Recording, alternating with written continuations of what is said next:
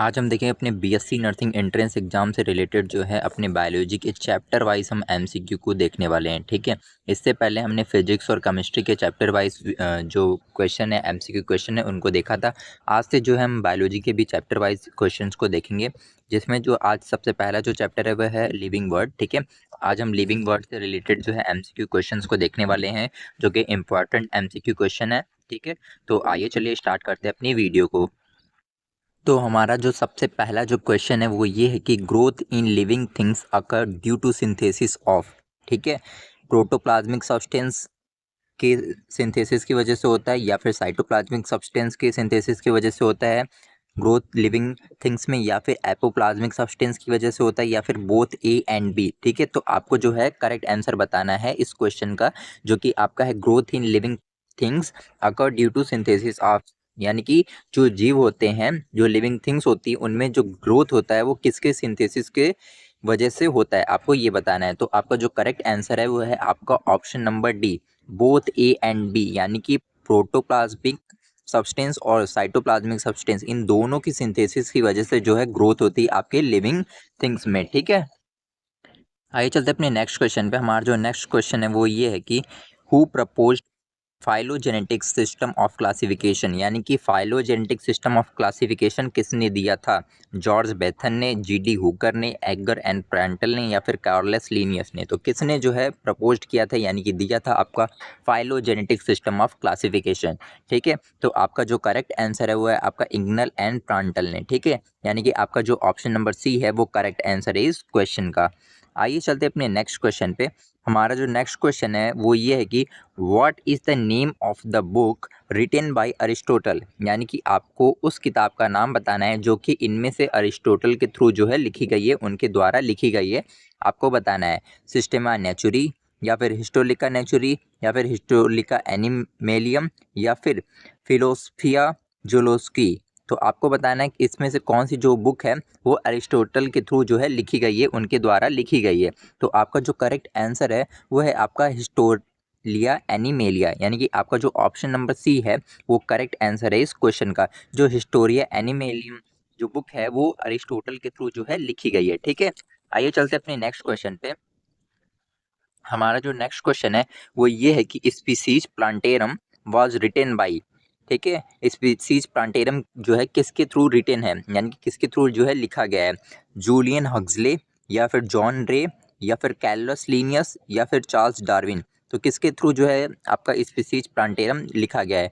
तो इसका जो करेक्ट आंसर है वो है आपका कॉर्लियस लीनियस। ठीक है, कॉर्लियस लीनियस के थ्रू जो है ये जो स्पीसीज प्लांटेरम है वो रिटेन है। ठीक है, यानी कि लिखा गया है। तो आपका जो ऑप्शन नंबर सी है वो करेक्ट आंसर है इस क्वेश्चन का। ठीक है, आइए चलते हैं अपने नेक्स्ट क्वेश्चन पे।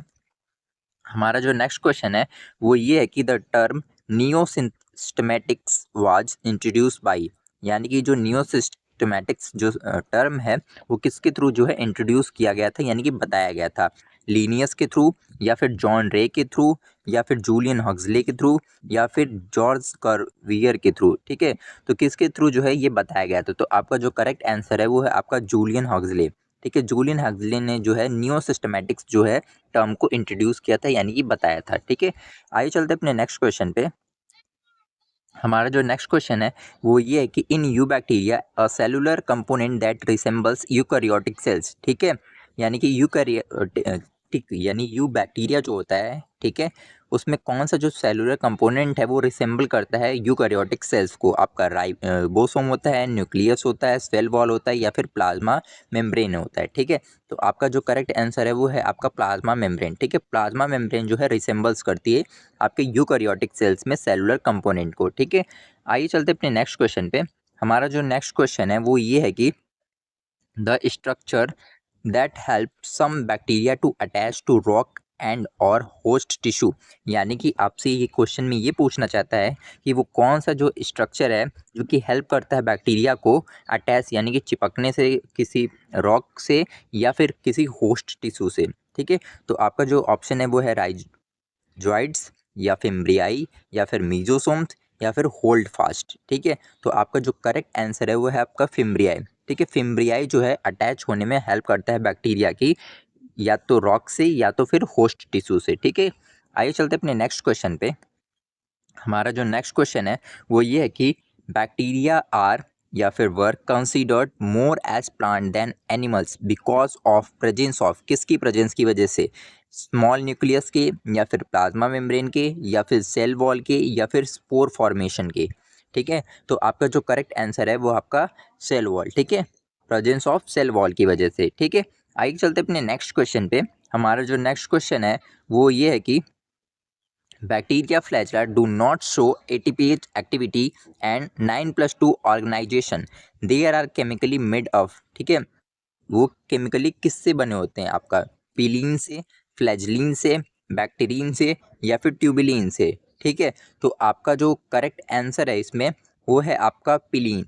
ठीक है, सॉरी फ्लैजलिन। ठीक है, किससे बने होते हैं वो, फ्लैजलिन से। यानी कि आपका जो वो ऑप्शन जो है इसमें ऊपर नीचे हो गया है, यानी कि आपका जो ऑप्शन नंबर ए जो लिखा है वो करेक्ट आंसर है इस क्वेश्चन का। ठीक है, आइए चलते अपने नेक्स्ट क्वेश्चन पे। हमारा जो नेक्स्ट क्वेश्चन है वो ये है कि the cyanobacteria are also refer to as.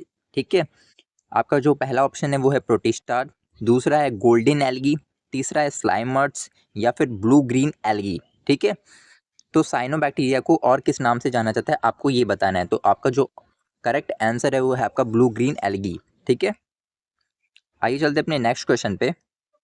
हमारा जो नेक्स्ट क्वेश्चन है वो ये है कि bacteria were first discovered by. ठीक है, बैक्टीरिया जो है पहली बार किसके द्वारा खोजा गया, Robert Koch, Louis Pasteur, Robert Hooke या फिर एवी लुवेनहॉक। ठीक है, तो आपका जो करेक्ट आंसर है वो है आपका एवी लुवेनहॉक। ठीक है, एवी लुवेनहॉक के थ्रू जो है पहली बार जो बैक्टीरिया है वो डिस्कवर्ड किया गया था। ठीक है, आइए चलते अपने नेक्स्ट क्वेश्चन पे। हमारा जो नेक्स्ट क्वेश्चन है वो ये है कि oxygen is not produced during photosynthesis by. ठीक है, आपका पहला ऑप्शन है साइकेस, दूसरा है नॉस्टॉक, तीसरा है आपका ग्रीन सल्फर बैक्टीरिया या फिर आपका चौथा ऑप्शन है चारा। तो आपका जो करेक्ट आंसर है वो है आपका ग्रीन सल्फर बैक्टीरिया, यानी कि आपका जो ऑप्शन नंबर सी है वो करेक्ट आंसर है इस क्वेश्चन का। ठीक है, तो आज के लिए इतना ही। अगर आपको हमारी वीडियो पसंद आई हो तो हमारी वीडियो को लाइक और हमारे चैनल को सब्सक्राइब कर लें। साथ ही साथ आपको इस वीडियो का जो PDF है वो टेलीग्राम पे मिल जाएगा, तो आप जाके इसे टेलीग्राम से डाउनलोड कर सकते हैं। साथ ही साथ इस क्वेश्चन की जो प्रैक्टिस है उसे भी और अच्छे से कर सकते हैं। Thank you.